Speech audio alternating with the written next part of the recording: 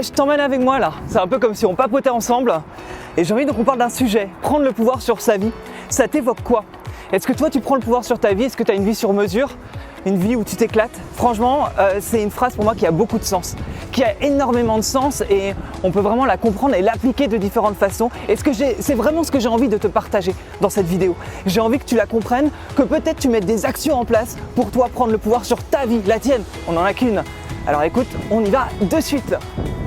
En plus, il fait beau. Prendre le pouvoir sur sa vie, c'est être responsable. Responsable de soi et de ce qu'on fait. C'est pas toujours évident parce qu'on a souvent envie de penser que c'est les autres qui sont peut-être responsables de notre bonheur. Et non, ce n'est pas le cas du tout. Du tout. Et c'est pas mal. Tu vois, moi je vais te donner des exemples en quoi j'ai pris le pouvoir sur ma vie. En quoi toi tu pourrais également faire de même. Et à la fin de cette vidéo, tu vas voir, je serai pas tout seul, je serai bien accompagné avec des entrepreneurs qui ont aussi d'excellents conseils à te donner. Et il y a clairement plusieurs fois dans ma vie où j'ai voulu prendre ce pouvoir pour justement atteindre les résultats que j'avais envie d'avoir. Et tu vois, par exemple, à 30 ans, je me sentais, j'avais grossi, je mangeais mal, je buvais beaucoup, je buvais beaucoup, je passais pour un alcoolique, je sortais beaucoup, donc je buvais l'alcool et clairement, j'étais pas dingue, tu vois, physiquement, je me sentais pas à l'aise à 30 ans. Et qu'est-ce que j'ai fait? J'ai pris le pouvoir sur ma vie pour atteindre le résultat que je voulais. Et je suis passé de ça à ça. Donc, tu vois, il y a un résultat, mais pourquoi? Finalement, j'ai fait du sport, j'ai mangé beaucoup mieux, plus sainement, j'ai pris un coach sportif, j'ai arrêté l'alcool, j'ai arrêté le gras, j'ai arrêté le sucre. C'est ce que, pour moi, ça a été prendre le pouvoir sur ma santé. Ça a été prendre le pouvoir sur mon apparence physique. Et le résultat, il était là. Mais tu vois, c'est finalement me dire que j'allais pas dépendre peut-être de mes amis, dépendre des gens qui m'entourent, qui me disaient souvent « mais vas-y, on sort, vas-y, on va faire ça, vas-y, on se fait une raclette ». Ouais, j'ai commencé le régime en plein hiver, donc Bon, mais si tu veux, j'ai pris le pouvoir là-dessus et en prenant le pouvoir sur cette partie de ma vie, j'ai eu du résultat. Un autre exemple où j'ai pris le pouvoir sur ma vie, c'est quand je suis parti en Inde faire de l'humanitaire, où j'ai donné des cours d'anglais et de maths dans les bidonvilles de la banlieue de New Delhi.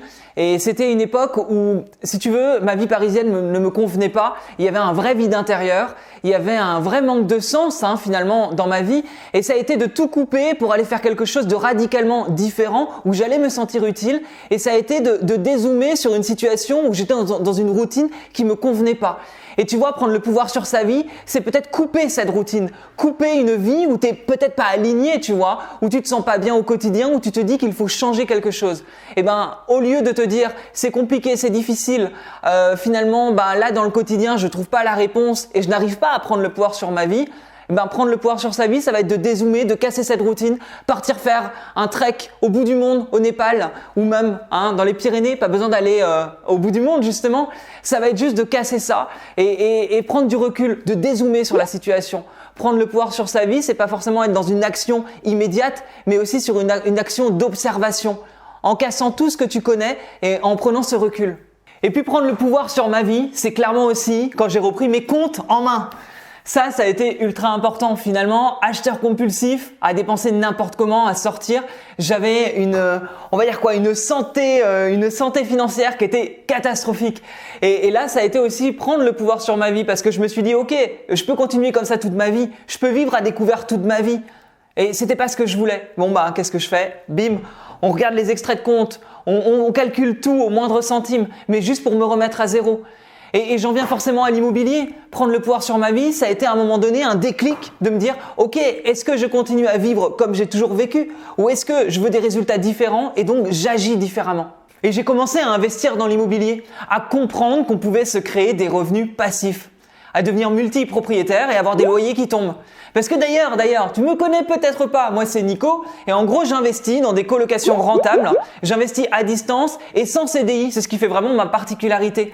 Donc quand je dis qu'on peut prendre le pouvoir sur sa vie, je sais de quoi je parle. Parce que effectivement, sans CDI et en investissant à distance, ça s'est pas fait en claquant des doigts. Ça s'est fait en étant vraiment dans cette idée que ok, j'y vais, je passe à l'action, je prends le pouvoir sur ma vie et j'atteins les résultats que je veux.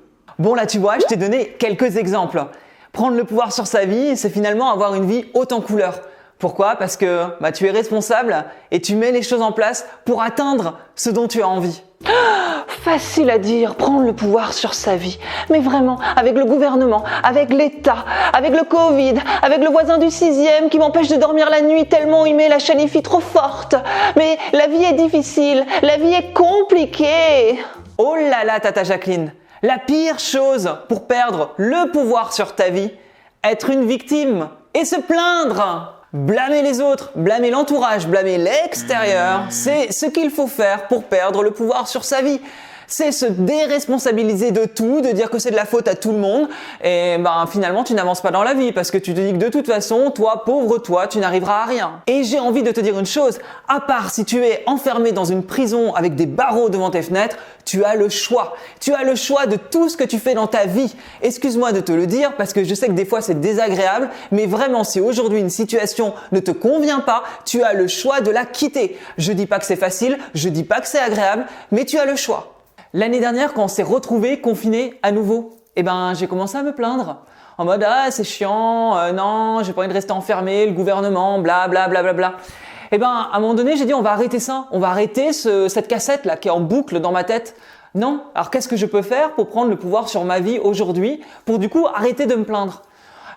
C'est simple. J'ai fait quelque chose que je n'avais jamais fait. J'ai pris un billet d'avion et je suis parti en Guadeloupe. Ça s'est fait en 48 heures. Ça peut paraître fou comme ça, mais j'ai préféré partir rapidement au soleil alors à l'époque, en Guadeloupe, en plus c'était pas confiné. Et j'ai pris cette décision-là. J'ai pris cette décision parce que je voulais pas vivre une situation que je ne voulais plus. Donc, soit je restais sans me plaindre et j'acceptais parce que finalement, j'avais pas le choix. Soit je prenais le pouvoir sur ma vie et je me dégageais de cette situation pour aller dans une autre situation. Alors, en 48 heures, franchement, ça demande d'être efficace dans ses actions, mais c'est possible. Prendre le pouvoir sur sa vie, c'est savoir faire des choix. Et vite, des fois. Voir les opportunités et choisir. Oui, mais la dernière fois au boulot, à la machine à café, avec Marie-Thérèse, on se disait que la vie était beaucoup plus simple avant. Mais oui, plus d'opportunités, les choix étaient plus faciles. Franchement, et Lucienne qui nous a rejoints était totalement d'accord avec nous, hein. Mais Tata Jacqueline, quand même, t'as pas compris. Ton entourage te définit. Je vais te montrer comment tu peux switcher cette partie-là.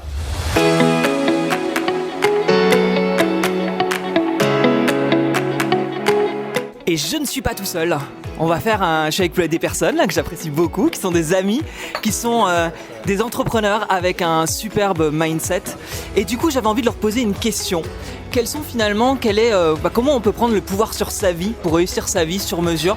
Donc, je vais donner la parole à Maxime Perrault.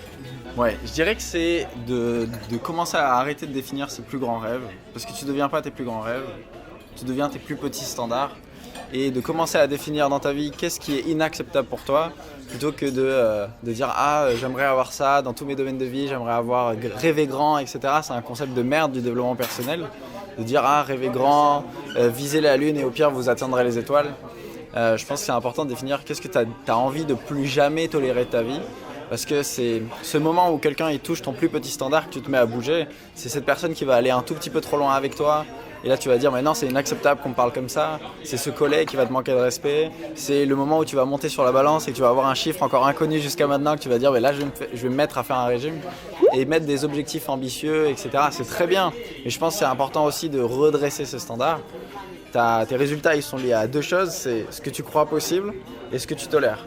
Et d'agrandir ce que tu crois possible, etc. c'est très bien, mais il ne faut pas oublier de redresser ces standards de temps en temps. Et il va falloir parfois te retrouver dans une merde pas possible, peut-être dans le rouge un jour sur ton compte en banque pour que tu te dises plus jamais j'ai envie de me retrouver dans une merde financière pas possible. Donc ouais, mon conseil ça serait d'arrêter de viser grand, etc. Et c'est sexy et ce concept du développement personnel et de commencer par faire la liste dans ma santé qu'est-ce que je décide de plus tolérer, dans mes finances qu'est-ce que je décide de plus tolérer, dans mes relations amicales, dans mon couple, dans ma carrière, voilà. Ça, c'est un excellent conseil et qui marche très bien effectivement dans la vie en général. C'est ça qui est intéressant. Super, merci Maxime. On te retrouve là, je mets les petits Instagram, vous connaissez. Je passe à Marie-Camille. Marie-Camille qui touche à beaucoup de choses, donc je suis sûre qu'elle a des choses intéressantes à dire aussi. Oui, mais ça va être très court. La première chose, ça va être de suivre son instinct. Moi, c'est comme ça que j'ai fonctionné. Suivre son cœur, suivre son instinct. Et la deuxième chose capitale pour moi, c'est de se bouger les fesses, tout simplement. Voilà.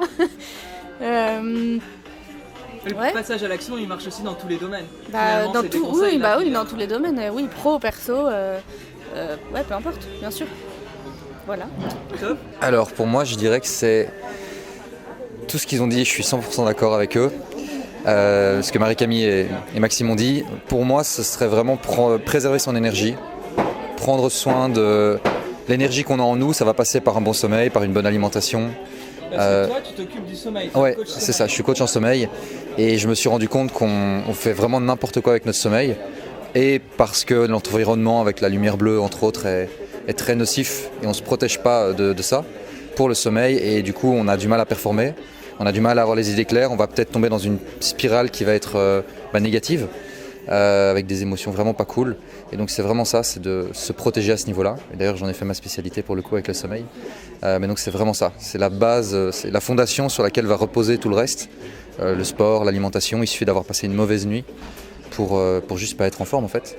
Et craquer sur des chips, craquer au niveau du sport, pas faire la séance de sport finalement. Donc ouais, c'est vraiment ça, protéger son sommeil. Et j'utilise tes lunettes Ouais. contre la lumière bleue tous Excellent. les soirs. Et franchement, je dors beaucoup mieux. Génial, excellent. Clairement. Ouais, elles sont vraiment top. Ça bloque la lumière bleue, donc qui permet à la production de mélatonine justement. Et il faut savoir que c'est la lumière bleue qui stoppe cette mélatonine.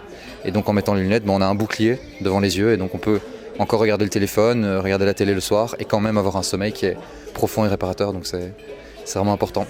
Voilà mon conseil, Merci beaucoup. avec Valentin. grand plaisir. Ouais, c'est cool. Là, je sors du coup de ce petit verre avec ses potes entrepreneurs. Et qu'est-ce que c'est agréable, qu'est-ce que ça fait du bien, quoi. De se retrouver avec des gens avec qui on a les mêmes envies, les mêmes valeurs, en tout cas cette envie d'aller plus loin, d'avancer. Et tu vois, Tata Jacqueline, l'importance du collectif, je ne le répéterai, mais jamais assez. On est la moyenne des 5 personnes que l'on fréquente le plus. C'est une vérité en fait. Et c'est vrai que si tu veux monter en énergie, si tu veux prendre le pouvoir sur ta vie, c'est aussi de prendre ce pouvoir sur les gens avec qui tu t'entoures. Et ça, je trouve que c'est ultra important. Donc, la fin de ce message, tu as entendu, hein, je t'ai donné pas mal de choses, de conseils, je t'ai parlé moi de mon expérience finalement là-dessus. Tu as vu un peu des amis à moi qui sont entrepreneurs, qu'est-ce qu'ils peuvent avoir. C'est vrai que même quand Marie-Camille dit suis ton intuition, ça peut paraître tellement bateau, dit comme ça, mais c'est une vérité en fait. C'est une vérité même dans l'immobilier. Hein. L'immobilier, c'est clairement, moi l'intuition me sert beaucoup en tout cas dans mon quotidien d'investisseur.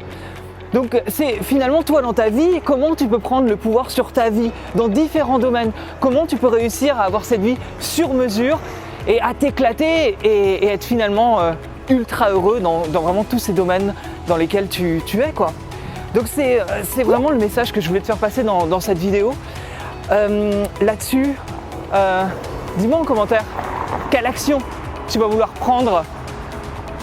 Il y a beaucoup de prendre dans cette vidéo. Quelle action tu vas vouloir mettre en place pour prendre le pouvoir sur ta vie. Et tu vois, moi là c'est aussi, alors c'est une petite parenthèse, mais là finalement je suis pas ultra à l'aise moi à parler en public comme ça dans la rue, mais en même temps je trouve que ça rend un peu vivant les choses.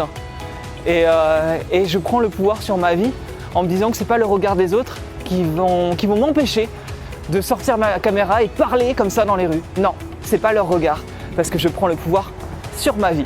Voilà. Je te dis à bientôt. Salut!